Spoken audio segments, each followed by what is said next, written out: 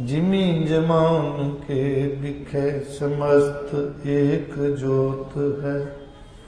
ना काट है ना बाढ़ है, ना काट बाढ़ होत है। हम नानक अस्त हम अंगद अस्त हम अमरदास अफजल अमजद अस्त हम रामदास हम अर्जन अस्त हम हर गोविंद क्रम अस्त हम अस्त हर राय करता गुरुवद्वशकर हम पुष्पर हम हर कृष्ण यमन सर्वबुलंद अजय सुमीद हर मुस्तमन हम अस्त तेग बहादुर गुरु के गोविंद सिंह आमद अज दूरे।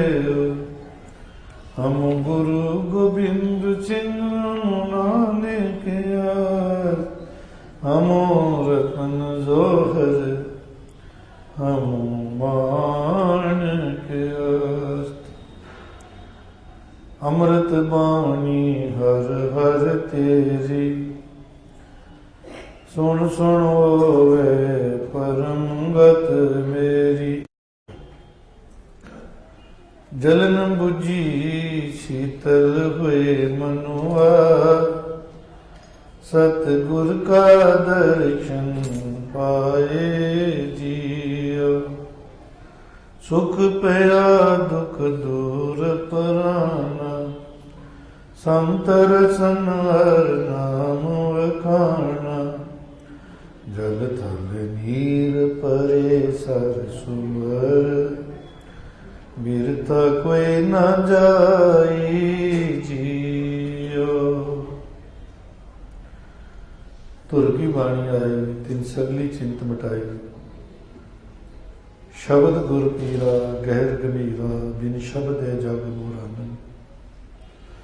सतगुर की बाणी की विचार 142 अंग तो अज की लड़ी च प्रारंभ होती है। सतगुरु पातशाह बख्शिश कर रहे हैं। माज की वार महला पहला 11 नंबर पौड़ी जिदे नाल 2 श्लोक ने। पहला श्लोक पिछले दीवान च विचारिया गया सी। दूसरा श्लोक गुरु साहब बख्शिश कर रहे हैं। इस श्लोक दियां करीबन 5 लाइनां ने। ये 11 नंबर पौड़ी दे मुख भाव नूं ही इन्हां श्लोकां दे विच खोलिया गया। पौड़ी दे विच दस्सिया है कि मनुखी जीवन परमेश्वर वालों एक बहुत वड्डी दात है। अगर इनू कोई संभाले यदि ठीक वरतू करे तो परमेश्वर की प्राप्ति कर लेंदा है, बहुत खुशियां मिलदियां।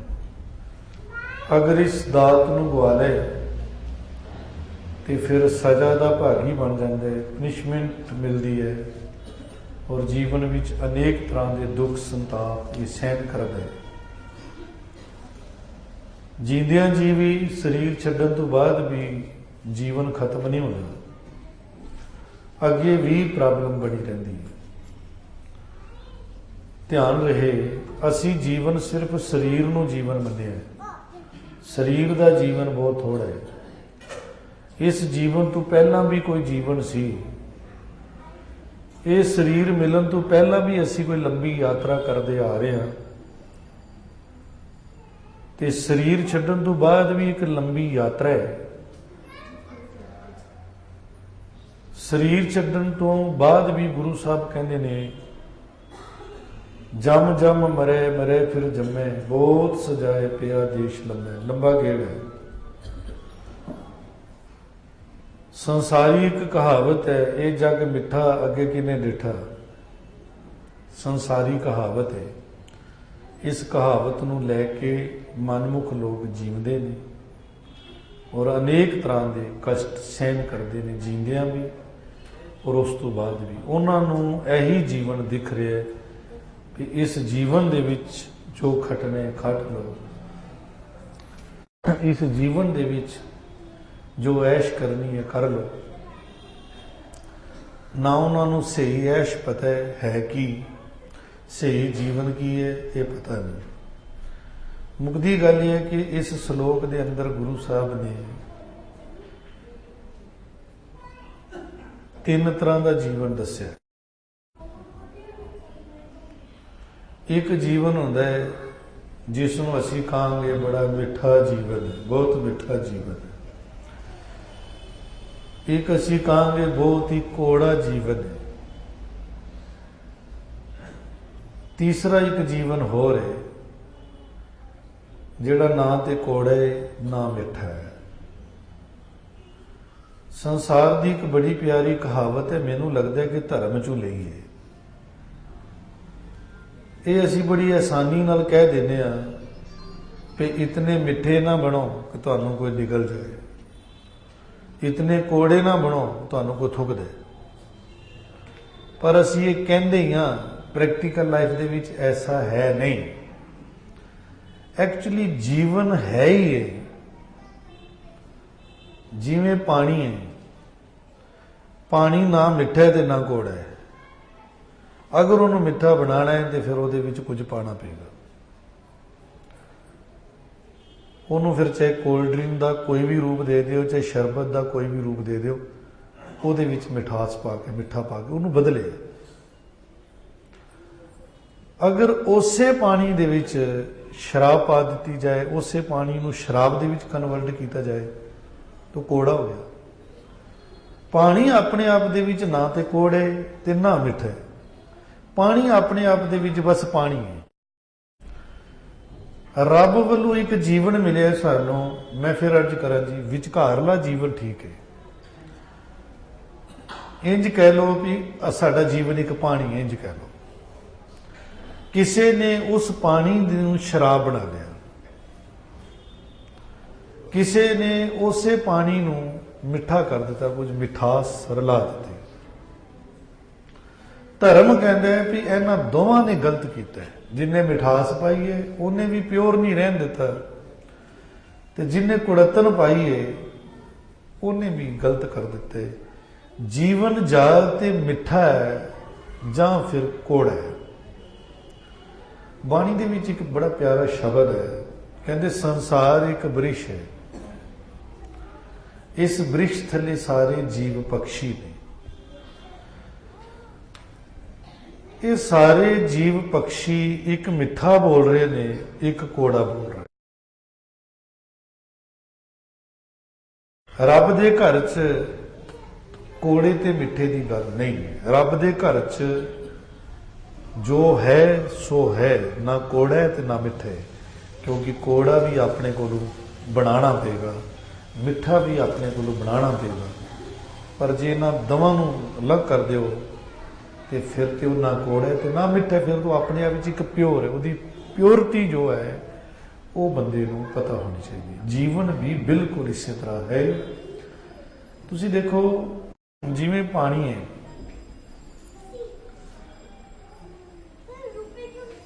पानी की गल देखो, एक नाले च पानी है। हुण नाले च पानी की है, बहुत गंद मंद सारा उहदे च मिलिया है।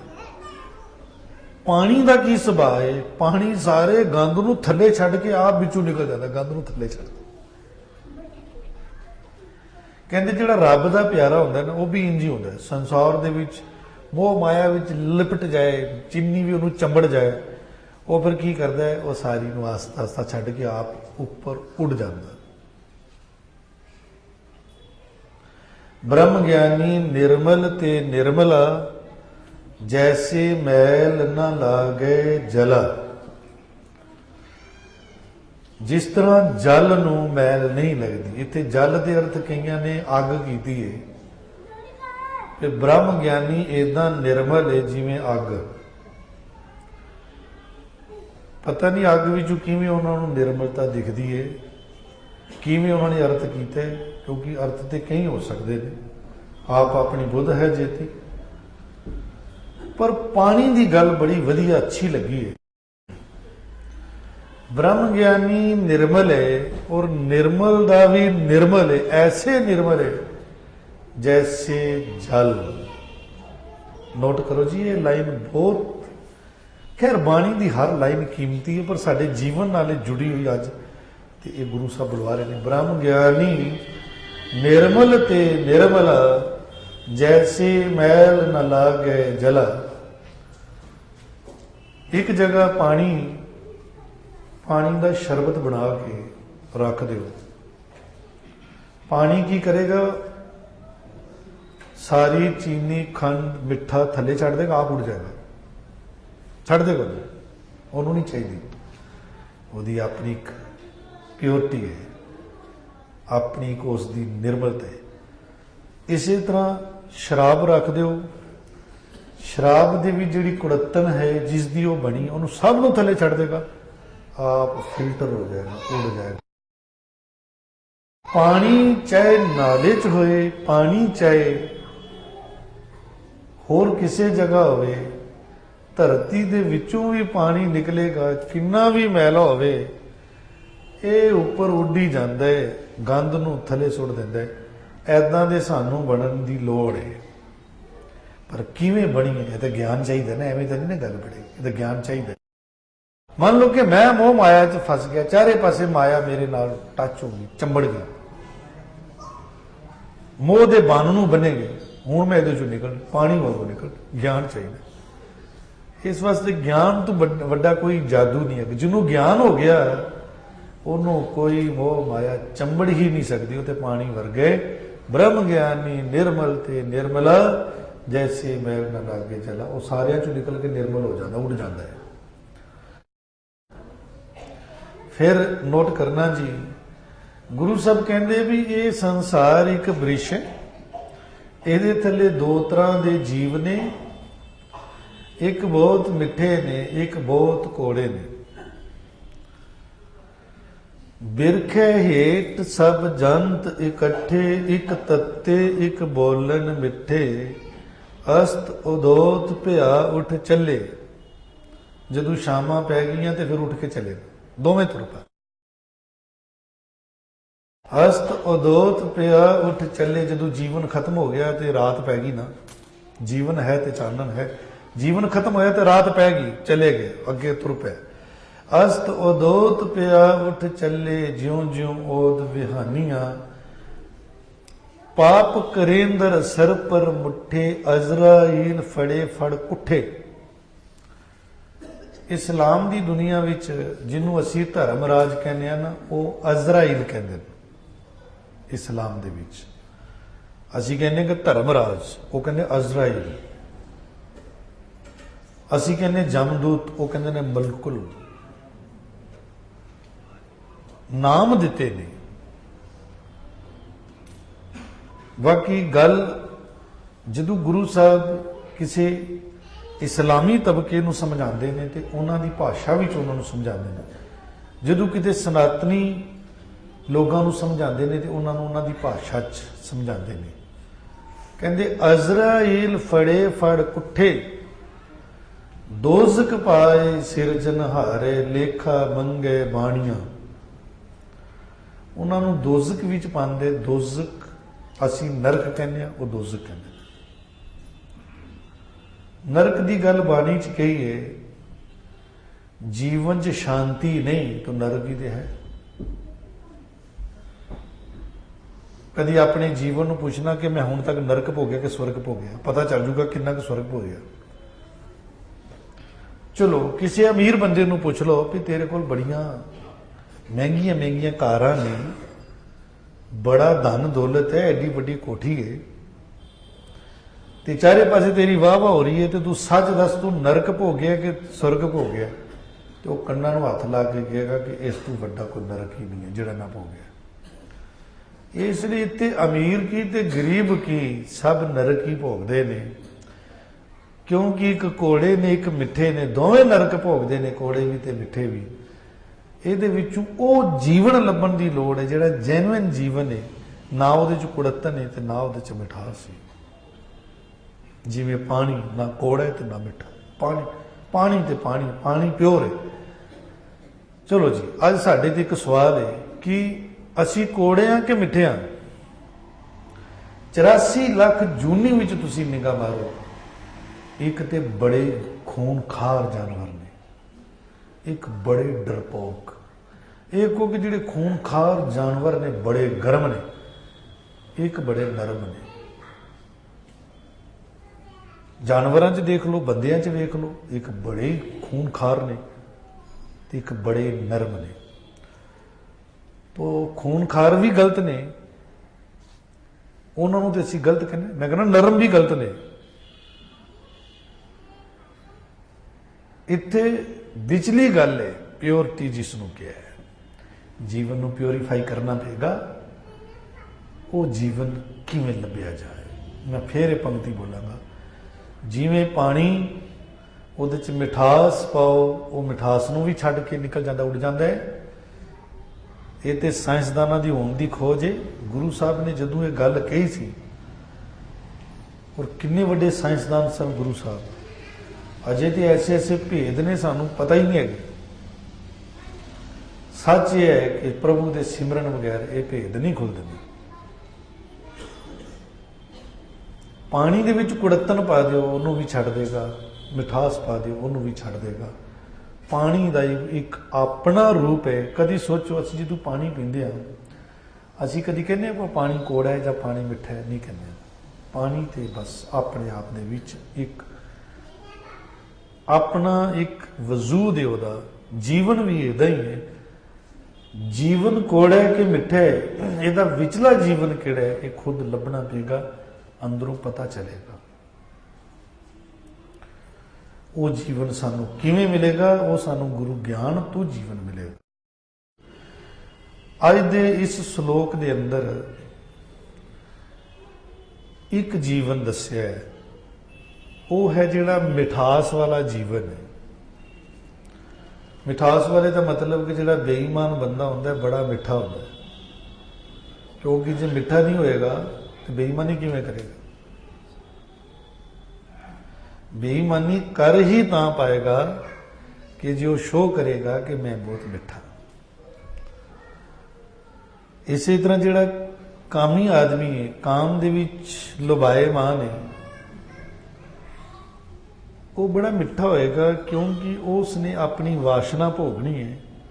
अगर मिठा बने के ही भोग पाएगा, नहीं तो प्रॉब्लम खड़ी होएगी। इसी तरह बाकी ये तीन प्रॉब्लम्स, लोभ, काम, हंकार। हंकारी भी बड़ा मिठा बन जाता है, और मिठा बन के जीवन गुजारदे, लोकां दी वाह वाह लैंदे। लोकी उन्होंने कहते हैं बड़ा मिठा है, बहुत अच्छा है, बहुत प्यारा है। ये भी कोई गल नहीं है कि लोग मैनू सर्टिफिकेट देन लग पे जी मैं बहुत चंगा, तो मैं भी ये सोच लवां भी मैनू तो लोगों ने कह दिता मैं चंगा, तो सचमुच मैं चंगा ही। ये तो जीवन मिठा हो गया। अगर किसी ने कहता बड़ा भैड़ा है, तो फिर की हो गया, उन्हें दूसरा सर्टिफिकेट देता है भैड़ेपन का, चोर उचक्का है, उन्होंने वो सर्टिफिकेट दिता। दुनिया का की है, जिसनों अज चोर उचक्का कह रहे हैं, कल उसे नूं पता नहीं की कहन लग पे, जिदे अज झंडे झोलदी है दुनिया,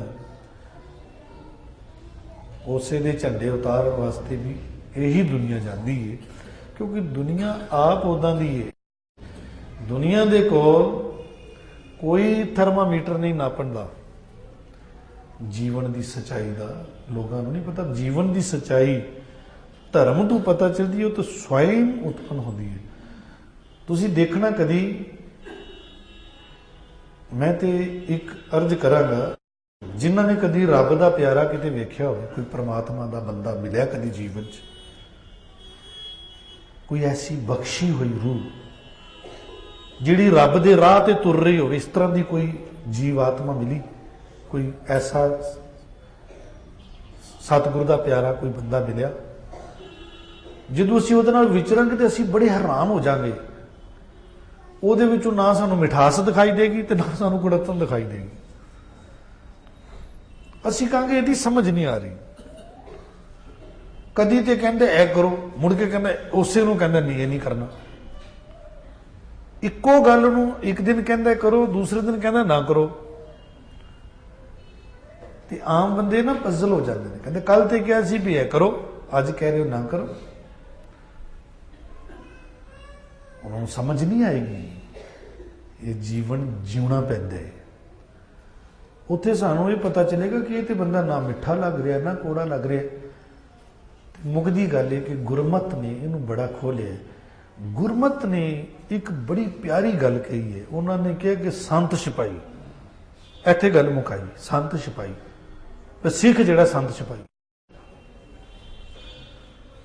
ਸੰਤ ਸਿਪਾਹੀ ਦਾ ਮਤਲਬ ਇਹ ਹੈ ਕਿ ਇਹ ਨਾ ਕੌੜਾ ਹੈ ਤੇ ਨਾ ਮਿੱਠਾ ਹੈ। ਇਹਦੇ ਚ ਸੰਤ ਪੁਣਾ ਵੀ ਹੈ ਤੇ ਸਿਪਾਹੀ ਪੁਣਾ ਵੀ ਹੈ। ਤੇ ਨਿਰਾ ਸਿਪਾਹੀ ਕੋਈ ਹੋਵੇ, ਨਿਰਾ ਸਿਪਾਹੀ, ਉਹ ਬੜਾ ਫਿਰ ਕੌੜਾ ਹੋਵੇਗਾ। ਨਿਰਾ ਸੰਤ ਹੋਵੇ ਤੇ ਫਿਰ ਬੜਾ ਮਿੱਠਾ ਹੋਵੇਗਾ। ਕਹਿੰਦੇ ਨਹੀਂ ਨਹੀਂ, ਅਸਲ ਸੰਤ ਸਿਪਾਹੀ ਹੀ ਹੁੰਦਾ ਹੈ। ਅਸਲ ਸਿਪਾਹੀ ਸੰਤ ਹੀ ਹੁੰਦਾ ਹੈ। ਗੁਰੂ ਨਾਨਕ ਸੱਚਾ ਪਾਤਸ਼ਾਹ 10 ਜਾਮਿਆਂ ਦੇ ਵਿੱਚ ਉਹ ਇਹੀ ਗੱਲ ਸਮਝਾਉਂਦੇ ਨੇ ਕਿ ਮੈਂ ਸਿੱਖ ਨੂੰ ਲਾਸਟ ਤੱਕ ਪਹੁੰਚਾਉਣਾ ਹੈ। ਤੇ ਸਿੱਖ ਦਾ ਲਾਸਟ ਕੀ ਹੈ? ਜਿੱਥੇ ਸੰਤ ਸਿਪਾਹੀ ਹੋਣਾ, ਜਿਹਨੂੰ ਅਸੀਂ ਕਹਿੰਦੇ ਸਹਿਬੰਗ। ਸਹਿਬੰਗ ਦਾ ਮਤਲਬ ਸੰਤ ਸਿਪਾਹੀ, ਸਵਯੰ, ਆਪੇ ਆਪੇ ਆਪੇ ਆਪੇ ਆਪੇ ਸੰਤ ਆਪੇ ਸਿਪਾਹੀ ਦੋਵੇਂ। ਸੰਤ ਸਿਪਾਹੀ ਦਾ ਮਿਸ਼ਰਣ ਸਾਨੂੰ ਬਹੁਤ ਘੱਟ ਜਗ੍ਹਾ ਦਿਖਾਈ ਦੇਗਾ। ਜੀਵਨ ਦੇ ਵਿੱਚ ਅਸੀਂ ਦੇਖਾਂਗੇ ਸਾਨੂੰ ਸਿਪਾਹੀ ਬਹੁਤ ਦਿਖਾਈ ਦੇਣਗੇ। ਤੁਸੀਂ ਦੇਖਣਾ ਉੱਥੇ ਕੁੜੱਤਣ ਹੋਏਗੀ, ਉੱਥੇ ਹਿਰਦਾ ਦੁਖੇਗਾ, ਚੋਟ ਲੱਗੇ, ਬੜੀ ਚੋਟ ਲੱਗੇਗੀ। ਪਤਾ ਚਲੇਗਾ ਕਿ ਮੈਂ ਤਾਂ ਸੋਚਿਆ ਸੀ ਕਿ ਇਹ ਕੋਈ ਰੱਬ ਦਾ ਪਿਆਰਾ ਹੈ, ਇਸਨੇ ਕੋਈ ਬਾਣਾ ਪਾਇਆ ਮਹਾਰਾਜ ਦਾ, ਕਿ ਇਹਦੇ ਕੋਲ ਮੈਨੂੰ ਚੋਟ ਕਿਉਂ ਲੱਗੀ। ਦੂਸਰੇ ਪਾਸੇ ਕੋਈ ਸੰਤ ਬੰਦਾ ਸੋਚੇਗਾ ਕਿ ਇਹ ਬੜਾ ਮਿੱਠਾ ਹੈ, ਇਹਦੇ ਮੈਂ ਨਜ਼ਦੀਕ ਜਾਵਾਂ, ਤੇ ਉੱਥੋਂ ਵੀ ਉਹਨੂੰ ਕੁਝ ਨਹੀਂ ਮਿਲੇਗਾ। ਜਿਹੜਾ ਸਹੀ ਬੰਦਾ ਹੈ, ਪੂਰਨ ਬੰਦਾ ਹੈ, ਪਰਫੈਕਟ ਬੰਦਾ ਹੈ, ਉਹ ਸੰਤ ਸਿਪਾਹੀ ਦੇ ਮਿਸ਼ਰਣ ਨਾਲ ਹੀ ਬਣਦਾ ਹੈ, ਜਿਹਨੂੰ ਮੀਰੀ ਪੀਰੀ ਦਾ ਨਾਮ ਵੀ ਦਿੱਤਾ ਗਿਆ, ਜਿਹਨੂੰ ਸੰਤ ਸਿਪਾਹੀ ਵੀ ਕਿਹਾ ਜਾਂਦਾ ਗੁਰਮਤ ਦੇ ਅੰਦਰ। ਜਦੋਂ ਅਸੀਂ ਉਹਦੇ ਨਾਲ ਵਿਚਰਾਂਗੇ ਨਾ, ਤੇ ਸਾਨੂੰ ਅਗਰ ਕੋਈ ਗੱਲ ਉਸ ਦੀ ਇਸ ਤਰ੍ਹਾਂ ਵੀ ਲੱਗੇਗੀ ਕਿ ਸਾਨੂੰ ਇਹਨੇ ਹਰਟ ਕੀਤਾ ਹੈ, ਕਈ ਵਾਰੀ ਅਗਰ ਇੰਝ ਲੱਗੇਗਾ, ਅਸੀਂ ਝਾਤ ਮਾਰਾਂਗੇ ਹਰਟ ਕਿਉਂ ਕੀਤਾ, ਉਸ ਵੇਲੇ ਸਾਨੂੰ ਪਤਾ ਚੱਲੇਗਾ ਕਿ ਹਰਟ ਕੀਤਾ ਨਹੀਂ, ਅਸੀਂ ਹਰਟ ਹੋਏ ਆਪੇ ਹੀ। ਅਸੀਂ ਕੋਈ ਐਸਾ ਵਰਤਾਓ ਕੀਤਾ ਹੈ ਕਿ ਉੱਥੇ ਆਪਣੇ ਆਪ ਹੀ ਉਹ ਖੇਡ ਵਰਤ ਗਈ ਹੈ, ਕਿਉਂਕਿ ਉੱਥੇ ਖੇਡ ਵਰਤਦੀ ਹੈ, ਵਰਤਾਈ ਨਹੀਂ ਜਾਂਦੀ, ਵਰਤ ਜਾਂਦੀ। ਜਦੋਂ ਸਾਨੂੰ ਕੋਈ ਬਹੁਤ ਪ੍ਰਾਪਤੀ ਹੋਵੇਗੀ, ਅਸੀਂ ਫੁੱਲ ਜਾਵਾਂਗੇ ਕਿ ਸਾਨੂੰ ਇਹਦੀ ਕਰਕੇ ਪ੍ਰਾਪਤੀ ਹੋਈ ਹੈ। ਅਸਲ 'ਚ ਉਹ ਆਪੇ ਖੇਡ ਵਰਤ ਜਾਂਦੀ ਹੈ। ਉਹ ਆਪਣੀ ਜਗ੍ਹਾ ਚੱਲਦਾ ਜਾਂਦਾ, ਆਪਣੀ ਜਗ੍ਹਾ ਵਿਚਰਦਾ ਚਲਾ ਜਾਂਦਾ ਹੈ। ਜਿਸ ਕਿਸਮ ਦਾ ਬੰਦਾ ਹੁੰਦਾ ਹੈ, ਉਸ ਕਿਸਮ ਦਾ ਉਹਨੂੰ ਉਹ ਪ੍ਰਸ਼ਾਦ ਮਿਲਦਾ ਰਹਿੰਦਾ। ਇੱਥੇ ਗੁਰੂ ਸਾਹਿਬ ਨੇ ਇੱਕ ਜੀਵਨ ਦੀ ਗੱਲ ਕੀਤੀ ਹੈ। ਉਹ ਜੀਵਨ ਹੈ ਕਿ ਜਿਹੜਾ ਮਿਠਾਸ ਨਾਲ ਭਰਿਆ ਹੋਇਆ ਹੈ, ਭਾਵ ਕਿ ਵਿਸ਼ੇ ਵਿਕਾਰਾਂ ਦੇ ਮਿਠਾਸ ਮਾਣ ਰਿਹਾ ਹੈ। ਮੋਹ ਮਾਇਆ ਦੀ ਮਿਠਾਸ ਉਹਨੂੰ ਅੱਛੀ ਲੱਗ ਰਹੀ ਹੈ। ਜਦੋਂ ਬੱਚੇ ਨੂੰ ਗਲਵਕੜੀ 'ਚ ਲੈਂਦੇ ਉਹਨੂੰ ਬੜਾ ਅੱਛਾ ਲੱਗਦਾ ਹੈ। ਜਦੋਂ ਪਰਾਏ ਰੂਪ ਦੇ ਵਿੱਚ ਪ੍ਰਵਿਰਤ ਹੁੰਦਾ ਹੈ, ਉਹਨੂੰ ਬੜਾ ਅੱਛਾ ਲੱਗਦਾ ਹੈ, ਬੜਾ ਮਿੱਠਾ ਇਹ ਰਸ ਮਾਣ ਰਿਹਾ, ਉਹ ਮਿਠਾਸ, ਮਾਇਆ ਦਾ ਰਸ। ਮਾਇਆ ਦੇ ਰਸ ਨੂੰ ਬਿਆਨ ਕਰਨ ਵਾਸਤੇ ਗੁਰੂ ਸਾਹਿਬ ਨੇ ਸਾਡੇ ਸਾਹਮਣੇ ਇੱਕ ਉਦਾਹਰਣ ਦਿੱਤੀ ਹੈ। ਜਿਵੇਂ ਗੰਨਾ ਮਿੱਠਾ ਹੈ, ਤੇ ਕਹਿੰਦੇ ਗੰਨਾ ਕਿੰਨਾ ਮਿੱਠਾ ਹੁੰਦਾ ਹੈ। ਕਹਿੰਦੇ ਇਦਾਂ ਹੀ ਜਿਹੜਾ ਮੋਹ ਮਾਇਆ ਦੀ ਮਿਠਾਸ ਦੇ ਵਿੱਚ ਗੰਨੇ ਵਰਗਾ ਬਣ ਗਿਆ, ਤੇ ਕਹਿੰਦੇ ਗੰਨੇ ਨੂੰ ਸਿਰਫ ਤੁਸੀਂ ਮਿੱਠਾ ਦੇਖਿਆ ਜੇ, ਗੰਨੇ ਦਾ ਇੱਕ ਪਾਸਾ ਹੋਰ ਹੈ। ਉਹ ਕੀ ਹੈ? ਜਦੋਂ ਗੰਨੇ ਨੂੰ ਸਜ਼ਾ ਲੱਗਦੀ ਹੈ, ਕਹਿੰਦੇ ਉਹ ਸਜ਼ਾ ਨਹੀਂ ਦੇਖੀ ਤੁਸੀਂ। ਕਹਿੰਦੇ ਜਿਹੜਾ ਇਸ ਤਰ੍ਹਾਂ ਗੰਨੇ ਵਾਂਗੂ ਮਿੱਠਾ ਬਣਿਆ ਰਹਿੰਦਾ ਹੈ, ਮੋਹ ਮਾਇਆ ਦੀ ਮਿਠਾਸ ਵਿੱਚ ਰਹਿੰਦਾ ਹੈ, ਤੇ ਸਾਰੇ ਲੋਕ ਜਿਹੜੇ ਹਨ ਉਹ ਮੋਹ ਮਾਇਆ ਦੇ ਵਿੱਚ ਨੇ, ਉਹਨੂੰ ਬੜਾ ਅੱਛਾ ਸਮਝਦੇ ਨੇ, ਤੇ ਉਹਨਾਂ 'ਚ ਉਹ ਮਿੱਠਾ ਬਣ ਕੇ ਰਹਿੰਦਾ ਹੈ। ਉਹਨਾਂ 'ਚ ਆਪਣੇ ਆਪ ਨੂੰ ਉਹ ਇੱਜ਼ਤ ਵਾਲਾ ਕਹਿਲਾਉਂਦਾ ਹੈ, ਲੇਕਿਨ ਉਸ ਦਾ ਕੋਈ ਜੀਵਨ ਨਹੀਂ ਹੈ। ਜੀਵਨ ਮਾਇਆ ਤੋਂ ਉੱਪਰ ਨਹੀਂ ਉੱਠ ਪਾਇਆ, ਅਜੇ ਉੱਥੇ ਫਸਿਆ, 3 ਗੁਣਾ 'ਚ ਹੀ ਫਸਿਆ ਹੋਇਆ। ਤੇ ਅਗਰ ਉਹ 3 ਗੁਣਾ 'ਚ ਹੀ ਫਸਿਆ ਹੈ, ਤੇ ਉਹਦੇ ਕੋਲ ਰੱਬ ਦਾ ਦਰਸ਼ਨ ਨਹੀਂ ਹੋਏਗਾ। ਇੱਕ ਗੱਲ ਹੋਰ ਕਹਿ ਕੇ ਫਿਰ ਇਸ ਸ਼ਲੋਕ ਨੂੰ ਸ਼ੁਰੂ ਕਰੀਏ।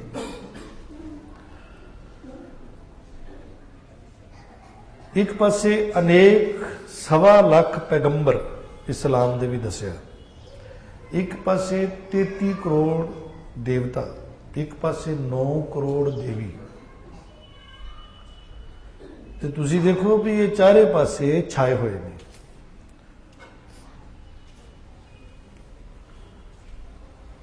ते वाहिगुरु की प्राप्ति लिए लटके हुए ने। अजे वाहिगुरु की प्राप्ति नहीं हो पा रही, इस शरीर दे विच आए पर अजे भी लटके ने, फसे हुए ने सारे। ये क्यों नहीं वाहिगुरु तक जा पा रहे? जो असीं सिमरन करांगे, प्रभु की बंदगी करांगे, तो सानू कुछ इस तरह के बंदे मिलणगे जिहड़े एक स्पैशल होणगे।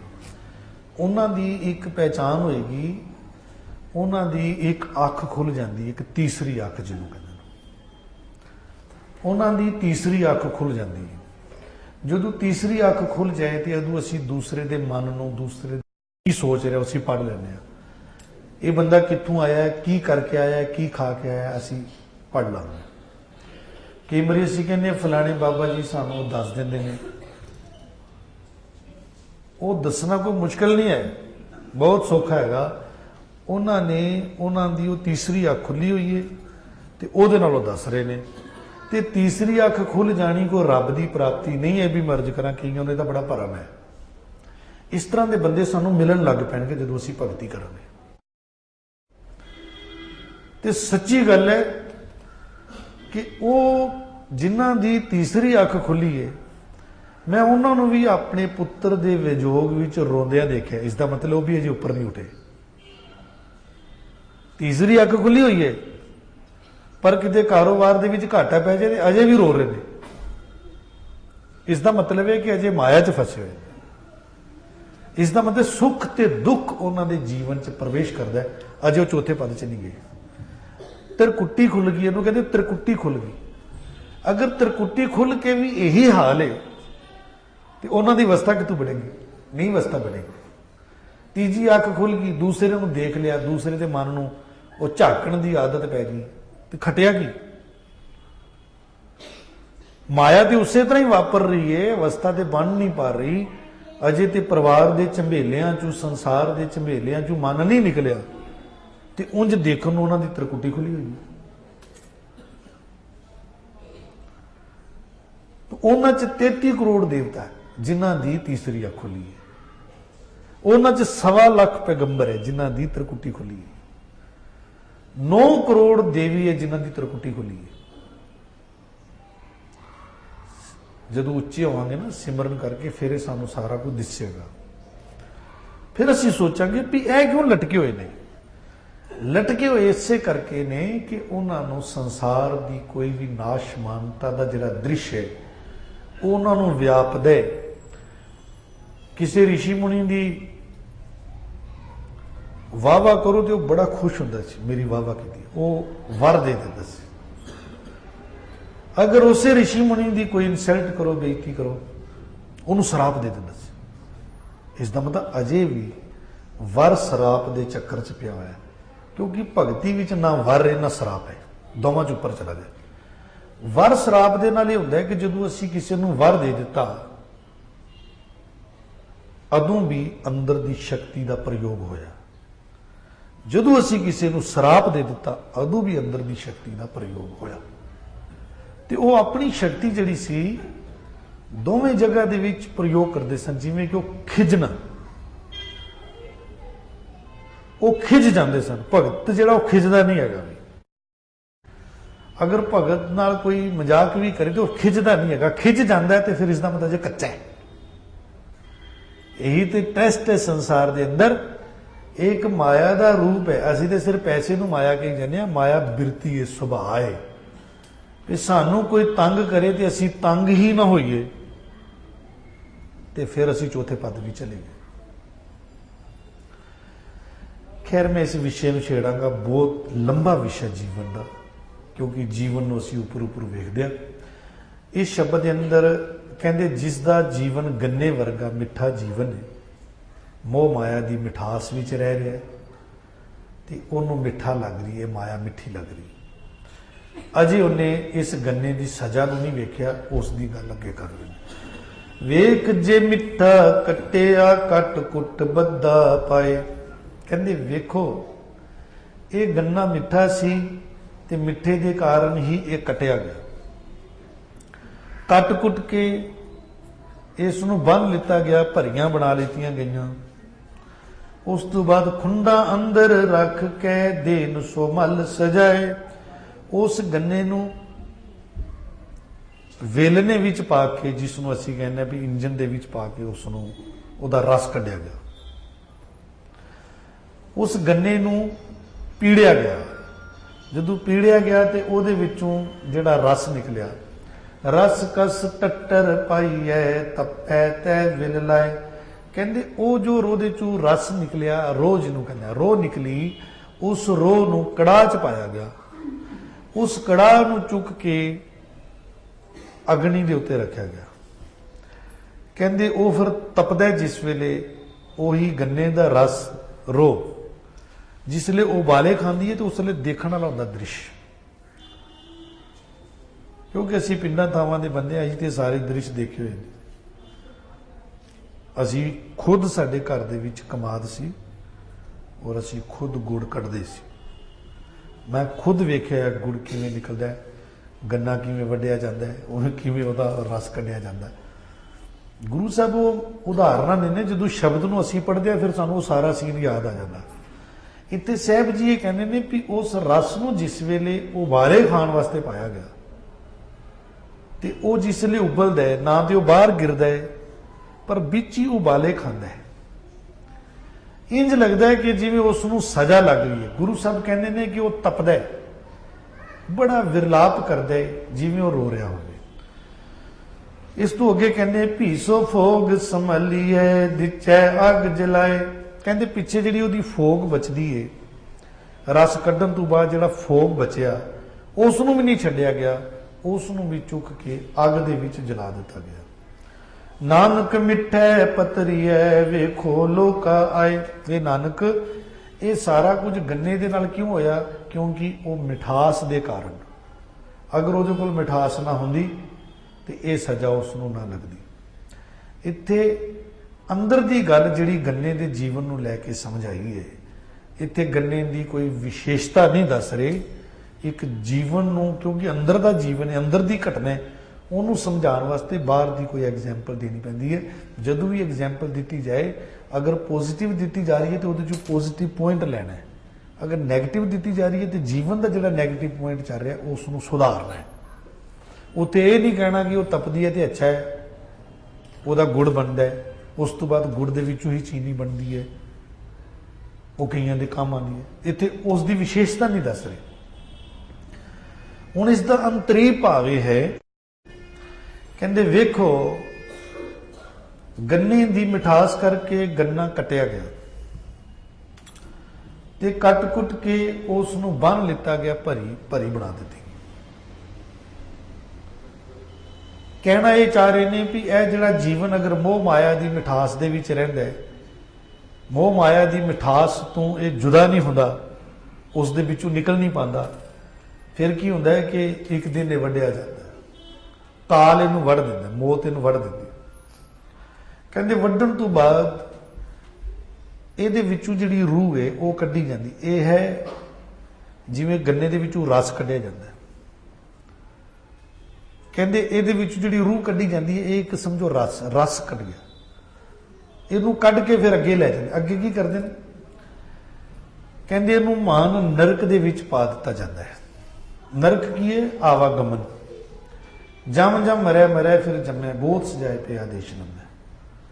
ਉਸ ਨਰਕ ਦੇ ਵਿੱਚ ਇਹ ਤਪਦਾ ਹੈ, ਜਿਵੇਂ ਕਿ ਕੜਾਹ ਦੇ ਵਿੱਚ ਗੰਨੇ ਦਾ ਰਸ ਤਪਦਾ ਹੈ, ਉਬਾਲੇ ਖਾਂਦਾ ਹੈ ਤੇ ਸਜ਼ਾ ਭੋਗਦਾ ਹੈ। ਇਹ ਵੀ ਜੀਵ ਜਿਹੜਾ ਹੈ, ਜਿੰਦਿਆਂ ਜੀਵ ਹੀ ਉਬਾਲੇ ਖਾਂਦਾ ਰਹਿੰਦਾ, ਪਸ਼ਚਾਤਾਪ ਹੁੰਦਾ ਹੈ, ਪਸ਼ਚਾਤਾਪ ਦੀ ਅਗਨੀ 'ਚ ਜਲਦਾ ਰਹਿੰਦਾ ਹੈ ਔਰ ਉਸ ਤੋਂ ਬਾਅਦ ਵੀ ਇਹਨੂੰ ਕੋਈ ਚੈਨ ਨਹੀਂ ਆਉਂਦਾ, ਸਹੀ ਟਿਕਾਣਾ ਇਸ ਆਤਮਾ ਨੂੰ ਨਹੀਂ ਮਿਲਦਾ। ਸਰੀਰ ਤੇ ਇਸ ਸਰੀਰ ਦੇ ਅੰਦਰ ਆਤਮਾ, ਗੰਨਾ ਤੇ ਗੰਨੇ ਦੇ ਅੰਦਰ ਰਸ ਕਹਿੰਦੇ ਜਿਵੇਂ ਆਤਮਾ, ਜਿਵੇਂ ਗੰਨੇ ਵਿੱਚੋਂ ਰਸ ਕੱਢਿਆ ਗਿਆ, ਇਦਾਂ ਸਰੀਰ ਚੋਂ ਆਤਮਾ ਕੱਢੀ ਗਈ। ਜਿਵੇਂ ਉਸ ਰਸ ਨੂੰ ਉਬਾਲੇ ਖਾਣ ਵਾਸਤੇ ਪਾ ਦਿੱਤਾ ਗਿਆ, ਇਸੇ ਤਰ੍ਹਾਂ ਇਹ ਜਿਹੜਾ ਜੀਵਨ ਸੀ, ਆਤਮਾ ਸੀ, ਉਸ ਨੂੰ ਵੀ ਉਬਾਲੇ ਖਾਣ ਵਾਸਤੇ ਆਵਾਗਮਨ ਦੇ ਲੰਬੇ ਚੱਕਰ 'ਚ ਨਰਕ ਕੁੰਡ 'ਚ ਪੈ ਗਈ। ਬਾਣੀ 'ਚ ਇੱਕ ਬਚਨ ਹੈ, ਜਿਤਨੇ ਨਰਕ ਸੇ ਮਨਮੁਖ ਭੋਗੇ ਗੁਰਮੁਖ ਲੇਪ ਨ ਮਾਸਾਏ। ਜਿਤਨੇ ਨਰਕ ਮਨਮੁਖ ਭੋਗਦਾ, ਮਨਮੁਖ ਜਿਹੜਾ ਮਨ ਦੇ ਪਿੱਛੇ ਚੱਲਦਾ। ਤੁਸੀਂ ਜੀਵਨ ਦੇ ਵਿੱਚ ਕਦੀ ਦੇਖਣਾ, ਜਦੋਂ ਅਸੀਂ ਮਨ ਦੀ ਗੱਲ ਮੰਨਦੇ ਹਾਂ ਉਦੋਂ ਅਸੀਂ ਇੰਨੇ ਦੁਖੀ ਹੁੰਦੇ ਹਾਂ। ਸਾਡਾ ਜੀਵਨ ਕੋਈ ਸੌਖਾ ਨਹੀਂ ਹੈਗਾ ਵੀ। ਤੁਸੀਂ ਸ਼ਾਇਦ ਕਿਸੇ ਬੰਦੇ ਨੂੰ ਸੌਖਾ ਵੇਖਿਆ ਹੋਵੇ, ਸੌਖਾ ਕੋਈ ਹੈ ਹੀ ਨਹੀਂ ਇੱਥੇ, ਕਿਉਂਕਿ ਸੌਖਾ ਉਦੋਂ ਹੋਏਗਾ ਜਦੋਂ ਗੁਰੂ ਦੀ ਗੱਲ ਮੰਨੇਗਾ। ਅਜੇ ਤੇ ਇਹਨੂੰ ਪਤਾ ਹੀ ਨਹੀਂ ਕਿ ਗੁਰੂ ਦੀ ਗੱਲ ਹੈ ਕੀ, ਅਜੇ ਤੇ ਇਹਨੂੰ ਪਤਾ ਕਿ ਮੈਂ ਕੀ ਕਰਨਾ ਹੈ, ਅਜੇ ਤੇ ਮੈਂ ਮੇਰੀ 'ਚ ਪਿਆ, ਇਹ ਤੇ ਆਪਣੀ ਗੱਲ ਕਰ ਰਿਹਾ ਹੈ। ਜਦੋਂ ਗੁਰੂ ਦੀ ਗੱਲ ਦਾ ਪਤਾ ਚੱਲੇਗਾ, ਫਿਰ ਗੁਰੂ ਦੀ ਗੱਲ ਮੰਨੇਗਾ ਤੇ ਫਿਰ ਜਾ ਕੇ ਇਹਦੇ ਜੀਵਨ 'ਚ ਸ਼ਾਂਤੀ ਵਰਤੇਗੀ। ਉਂਝ ਤੇ ਇਹ ਉਬਾਲੇ ਖਾ ਰਹੇ ਹੈ, ਦੁੱਖ ਭੋਗ ਰਹੇ ਹੈ, ਜੀਵਨ ਦੇ ਵਿੱਚ ਕੋਈ ਚੈਨ ਨਹੀਂ ਹੈ। ਗੁਰੂ ਸਾਹਿਬ ਕਹਿੰਦੇ ਅਨੇਕਾਂ ਤਰ੍ਹਾਂ ਦੇ ਉਬਾਲੇ ਖਾਂਦਾ ਹੈ, ਜਿਸ ਤਰ੍ਹਾਂ ਕਿ ਗੰਨੇ ਦਾ ਰਸ, ਜਿਸ ਤਰ੍ਹਾਂ ਕਿ ਗੰਨੇ ਨੂੰ ਪੀੜਨ ਵਾਸਤੇ ਲੱਠਿਆਂ ਵਿੱਚ ਪਾ ਦਿੱਤਾ ਜਾਂਦਾ ਹੈ, ਮਸ਼ੀਨ ਦੇ ਵਿੱਚ ਪਾ ਦਿੱਤਾ ਜਾਂਦਾ ਹੈ। ਇਸ ਨੂੰ ਵੀ ਜਿਹੜਾ ਕਾਲ ਹੈ ਉਹ ਇਸ ਨੂੰ ਵੀ ਜੰਮਣ ਮਰਨ ਦੇ ਲੱਠਿਆਂ 'ਚ ਪਾ ਦਿੱਤਾ ਜਾਂਦਾ ਹੈ, ਇਹ ਪੀੜਿਆ ਜਾਂਦਾ ਹੈ। ਕਹਿੰਦੇ ਉਸ ਤੋਂ ਬਾਅਦ ਬਚਦਾ ਸਰੀਰ, ਉਹ ਹੈ ਫੋਗ। ਉਸ ਫੋਗ ਨੂੰ ਵੀ ਅੱਗ 'ਚ ਜਲਾ ਦਿੱਤਾ ਜਾਂਦਾ ਹੈ। ਕਹਿੰਦੇ ਜਿਹੜਾ ਸਾਡਾ ਸਰੀਰ ਬਚਦਾ ਹੈ ਉਸ ਨੂੰ ਵੀ ਪਿੱਛੇ ਅੱਗ 'ਚ ਸੁੱਟ ਦਿੱਤਾ ਜਾਂਦਾ ਹੈ। ਕੱਲ ਕੀ ਕਿ ਜਿਹੜੀ ਸਾਡੀ ਆਤਮਾ ਹੈ ਉਹ ਵੀ ਜਨਮ ਮਰਨ ਦੇ ਚੱਕਰ 'ਚ ਪਈ ਰਹਿੰਦੀ ਹੈ, ਉਹ ਇਦਾਂ ਤਪਦੀ ਰਹਿੰਦੀ ਹੈ, ਵਿਰਲਾਪ ਕਰਦੀ ਰਹਿੰਦੀ ਹੈ। ਤੇ ਜਿਹੜਾ ਸਾਡਾ ਸਰੀਰ ਹੈ ਉਹ ਵੀ ਇੱਥੇ ਇਦਾਂ ਹੀ ਨਾਸ਼ ਹੋ ਜਾਂਦਾ ਹੈ। ਪਰ ਇਹ ਸਾਰਾ ਕੁਝ ਕਿਉਂ ਹੁੰਦਾ ਹੈ? ਗੁਰੂ ਸਾਹਿਬ ਕਹਿੰਦੇ ਕਿ ਇਹ ਮੋਹ ਮਾਇਆ ਦੀ ਮਿਠਾਸ ਜਿਹੜੀ ਹੈ ਨਾ, ਇਹ ਜੀਵਨ 'ਚੋਂ ਖਤਮ ਨਹੀਂ ਹੁੰਦੀ। ਫਿਰ ਅਰਜ਼ ਕਰਾਂ ਉਹ ਸ਼ਬਦ, ਬਿਰਖਿਆ ਹੇਠ ਸਭ ਜੰਤ ਇਕੱਠੇ, ਇੱਕ ਤੱਤੇ ਇੱਕ ਬੋਲਣ ਬਿਠੇ, ਅਸਤ ਉਦੋਤ ਪਿਆ ਉੱਠ ਚੱਲੇ, ਜਿਉਂ ਜਿਉਂ ਓਦ ਬਿਆਨੀ। ਪਾਪ ਕਰੇ ਅੰਦਰ ਸਰ ਪਰ ਮੁੱਠੇ, ਅਜਰਾਈਲ ਫੜੇ ਫੜ ਕੁੱਠੇ, ਦੋਜ਼ਖ ਪਾਏ ਸਿਰਜਣਹਾਰੇ, ਲੇਖਾ ਮੰਗੈ ਬਾਣੀਆਂ। ਗੱਲ ਇਹ ਹੈ ਕਿ ਇਸ ਜੀਵਨ ਦੇ ਵਿੱਚ ਨਾ ਮਿਠਾਸ ਦੀ ਲੋੜ ਹੈ, ਨਾ ਕੁੜੱਤਣ ਦੀ ਲੋੜ ਹੈ। ਮਿਠਾਸ ਚੋਂ ਵੀ ਨਿਕਲਣਾ ਤੇ ਕੁੜੱਤਣ ਚੋਂ ਵੀ ਨਿਕਲਣਾ। ਜਿਹੜਾ ਸਹੀ ਜੀਵਨ ਹੈ, ਜਿਵੇਂ ਦਾਸ ਨੇ ਉਦਾਹਰਨਾਂ ਦਿੱਤੀ ਹੈ ਪਾਣੀ ਦੀ, ਪਾਣੀ ਆਪਣੇ ਆਪ ਦੇ ਵਿੱਚ ਸਿਰਫ ਪਾਣੀ ਹੈ, ਉਹਦੇ ਵਿੱਚ ਮਿੱਠਾ ਪਾ ਕੇ ਅਸੀਂ ਕਈ ਤਰ੍ਹਾਂ ਦਾ ਕੋਲਡ ਡਰਿੰਕ ਬਣਾ ਲਿਆ, ਸ਼ਰਬਤ ਬਣਾ ਲਿਆ। ਪਾਣੀ ਸ਼ਰਬਤ ਨਹੀਂ ਹੈ, ਪਰ ਪਾਣੀ 'ਚ ਅਸੀਂ ਮਿਠਾਸ ਪਾ ਦਿੱਤੀ। ਪਰ ਪਾਣੀ 'ਚ ਕਿਸੇ ਨੇ ਕੁੜੱਤਣ ਪਾ ਕੇ ਉਹਨੂੰ ਸ਼ਰਾਬ ਬਣਾਤਾ, ਕਿਸੇ ਨੇ ਕੋੜਾ ਬਣਾਤਾ, ਕਿਸੇ ਨੇ ਮਿੱਠਾ ਬਣਾਤਾ। ਤੇ ਪਾਣੀ ਦਾ ਸੁਭਾਅ ਨਾ ਕੋੜਾ ਹੈ ਤੇ ਨਾ ਮਿੱਠਾ ਹੈ। ਪਾਣੀ ਕੋੜਾ ਵੀ ਬਾਹਰ ਰੱਖ ਦਿਓ, ਮਿੱਠਾ ਵੀ ਰੱਖ ਦਿਓ, ਉਹ ਦੋਵਾਂ ਨੂੰ ਛੱਡ ਕੇ ਉੱਡ ਜਾਏਗਾ। ਪਿੱਛੇ ਰਹਿ ਜਾਏਗੀ ਤੁਹਾਡੀ ਖੰਡ, ਚੀਨੀ, ਉਹ ਪਈ ਰਹਿ ਜਾਏਗੀ ਉੱਥੇ ਹੀ। ਪਾਣੀ ਕਿੱਥੇ ਚਲਾ ਗਿਆ? ਪਾਣੀ ਛੱਡ ਕੇ ਚਲਾ ਗਿਆ, ਨਿਕਲ ਗਿਆ। ਇਹ ਜੀਵਨ ਹੈ, ਬ੍ਰਹਮ ਗਿਆਨੀ ਦਾ ਜੀਵਨ ਇਸ ਤਰ੍ਹਾਂ ਦਾ ਹੁੰਦਾ ਹੈ। ਉਹ ਸੰਸਾਰ ਦੇ ਵਿੱਚ ਰਹਿੰਦਾ ਹੋਇਆ ਜਿਹੜੀ ਉਹਦੀ ਸਹੀ ਜੀਵਨ ਦੀ ਜਾਂਚ ਹੈ, ਉਸ ਸਹੀ ਜੀਵਨ ਦੀ ਜਾਂਚ ਦੇ ਵੀ ਜਾਂਦਾ ਹੈ। ਇਸ ਨੂੰ ਛੋਟ ਵਿੱਚ ਇਹ ਕਹੀਏ, ਇੱਕ ਅਮੀਰੀ ਹੈ, ਇੱਕ ਗਰੀਬੀ ਹੈ। ਅਮੀਰੀ ਮਿਠਾਸ ਹੈ, ਗਰੀਬੀ ਕੁੜੱਤਣ। ਜਾਂ ਕੁੜੱਤਣ 'ਚ ਜਾਂ ਮਿਠਾਸ 'ਚ। ਕਿਸੇ ਨੇ ਉਸਤਤ ਕੀਤੀ, ਕਿਸੇ ਨੇ ਨਿੰਦਾ ਕੀਤੀ। ਨਿੰਦਾ ਕੁੜੱਤਣ ਹੈ, ਉਸਤਤ ਮਿਠਾਸ। ਕਿਸੇ ਨੇ ਇੱਜ਼ਤ ਕੀਤੀ, ਕਿਸੇ ਨੇ ਬੇਇੱਜ਼ਤੀ ਕੀਤੀ। ਇੱਜ਼ਤ ਮਿਠਾਸ ਹੈ, ਬੇਇੱਜ਼ਤੀ ਕੁੜੱਤਣ ਹੈ। ਇਹਨਾਂ ਦੋਵਾਂ 'ਚੋਂ ਨਿਕਲਣਾ ਪਏਗਾ। ਇੱਜ਼ਤ ਬੇਇੱਜ਼ਤੀ ਦਾ ਮੈਨੂੰ ਫਰਕ ਹੀ ਨਾ ਪਵੇ, ਮੈਂ ਨਿਕਲਣਾ ਦੋਵਾਂ 'ਚੋਂ, ਤਾਂ ਰੱਬ ਮਿਲੇਗਾ। ਅੰਦਰ ਦਾ ਇਲਾਜ ਜਿਹੜਾ ਹੈ ਉਹ ਕੀਤਾ ਜਾਏ। ਬਸ ਇੱਕ ਗੱਲ ਕਹਿ ਕੇ ਮੈਂ ਸਮਾਪਤੀ ਕਰਾਂ, ਸਮਾਂ ਸਮਾਪਤ ਹੈ। ਇੱਕ ਬੜਾ ਪਿਆਰਾ ਪੁਰਸ਼, ਉਸਨੇ ਜੀਵਨ ਦੇ ਵਿੱਚ ਇਹ ਘਾਲਣਾ ਘਾਲੀ। ਉਹਨੂੰ ਅਮੀਰੀ ਗਰੀਬੀ ਨਾਲ ਕੋਈ ਹੈ ਹੀ ਨਹੀਂ। ਅਮੀਰੀ ਹੋਵੇ ਤਾਂ ਕੋਈ ਫਰਕ ਨਹੀਂ ਪੈਂਦਾ, ਗਰੀਬੀ ਹੋਵੇ ਤਾਂ ਕੋਈ ਫਰਕ ਨਹੀਂ ਪੈਂਦਾ। ਜੀਵਨ ਜੀ ਲਿਆ ਉਹਨੇ। ਉਸਤਤ ਹੋਵੇ ਤਾਂ, ਨਿੰਦਾ ਹੋਵੇ ਤਾਂ ਨਹੀਂ ਫਰਕ ਪੈਂਦਾ। ਉਹਦੀ ਇੱਜ਼ਤ ਕਰੋ ਤਾਂ ਉਹਨੂੰ ਕੋਈ ਫਰਕ ਨਹੀਂ ਪੈਂਦਾ, ਚੋੜਾ ਨਹੀਂ ਹੁੰਦਾ, ਫੁੱਲਦਾ ਨਹੀਂ ਕਿ ਮੈਂ ਬੜਾ ਇੱਜ਼ਤ ਵਾਲਾ। ਉਹਦੀ ਬੇਇੱਜ਼ਤੀ ਕਰੋ, ਉਹ ਕਦੀ ਪਰਵਾਹ ਨਹੀਂ ਕਰਦਾ, ਉੱਥੇ ਵੀ ਖੁਸ਼ ਹੁੰਦਾ। ਬੇਇੱਜ਼ਤੀ ਕਰੋ ਤਾਂ ਵੀ ਹੱਸੇਗਾ। ਉਹਨੇ ਇੱਕ ਸਵਾਲ ਕੀਤਾ ਦਾਸ ਤੇ, ਕਹਿੰਦੇ ਜੀ मैं इस तरह जीवन जी लिया। गुरु साहब कहते भी इस तरह जीवन जीन नाल रब मिलता है, तो मैनू क्यों नहीं मिल रहा। एक गल होर ध्यान रखना जी, ये साडी तैयारी है। अगर सानू रब के भी आओ मैं तुहानू मिलन आ रहा, अगे साडी तैयारी ना होवे, असी फसे होइए सुख दुख विच, असी कह रहे होइए जी फलाना दुखी है महाराज उन्होंने पहले सुखी कर लो। कहणगे तू अपनी गल दस, तू की करना है, वो गल छड्ड, तू उन्होंने मैं बनाया तो मैनू पता है भी उन्होंने की चाहिए, तू अपनी गल कर। असी फसे होए, इहनूं कहंदे बंधन है। जीवन एक बंधन से, बंधन चों तो निकलने, बंधन सुख दुख का ही बंधन है। उस्तत निंदिया ये सब बंधन है, मान अपमान सब बंधन ने। कोई काम दे बंधन से, कोई क्रोध दे बंधन से, कोई इच्छा मनसा आशा मनसा इन्हां दे बंधन च पिया। मन कुछ मंग रहे बंधन, तन कुछ मंग रहे बंधन, सारे बंधन। असी अगर बंधना चों निकल जाते हैं, उस तो बाद असी इंतजार करनी है। अगर सानू परमेश्वर जी नहीं मिल रहे, लेकिन ध्यान रहे उत्थे आनंद वरत रहा होगा। ठीक है, जो दर्शन नहीं होया पर आनंद जरूर वरत रहा होगा। जीवन के दुख सारे मिट जाएंगे, पक्की गल है। पर अजे भी रब की प्राप्ति नहीं हुई है, फिर उत्ते इंतजार करने की लोड़ है। क्योंकि जिहड़ियां असीं पहले गलतियां कीतियां ने, पहले जिहड़ियां उस्तत निंदिया मान अपमान कीता वे, उहदी अजे लेप लगी हुई है, वो जे पूरी उतरी नहीं हैगी। पूरा बंदा प्योरीफाई नहीं होया, वो जब तक पूरा प्योर नहीं होता तब तक वाहिगुरू च किवें चला जाएगा।